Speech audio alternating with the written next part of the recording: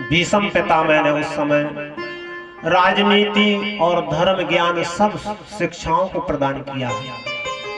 और जब धर्म का वो वर्णन कर रहे हैं उस समय कह रहे हैं, देखो पुत्रों, तुम राजा बन गए हो, राजा के लिए प्रजा प्राणों से भी प्रिय होती है।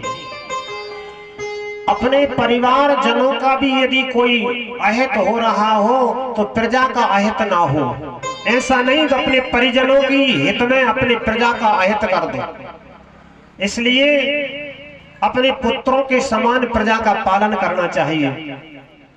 और चाहे वो संसार में एक घर गृहस्थी का मुखिया हो या राजा हो, उसको चारों अर्थों का जिस तरह मर्यादा में पालन करना चाहिए।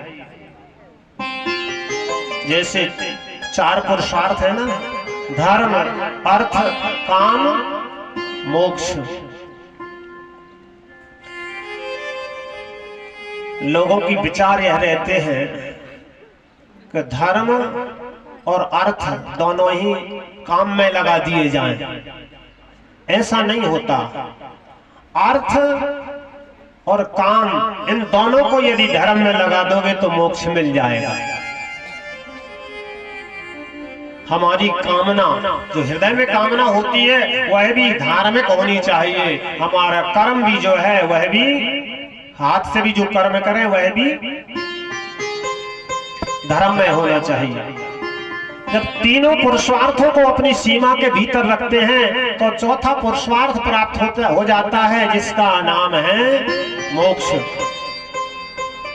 तो धर्म का उपदेश करते हुए पितामह भीष्म कहते हैं, जहां पर भी आप लोग बैठे हुए हो वहां यदि अधर्म हो रहा हो उसको रोकने का प्रयास करना चाहिए। यदि अपनी शक्ति के द्वारा रोकना चाहे तो उसको रोक दो, और अधर्म को रोकने में हम सामर्थ्यवान न हो तो ऐसी सभा का त्याग कर देना चाहिए। इस कथा को सुनकर के, इस उपदेश को सुनकर के द्रौपदी जी मुस्कुराने लगे। उनको हंसी आ गया। जब द्रौपदी जी हंसने लगी तो भीष्म पितामह ने पूछा, पुत्रवधू, आपको हंसी क्यों आ रही है? द्रौपदी जी ने कहा, बोले स्वभावश मुझे हंसी आ गई थी। बोले नहीं,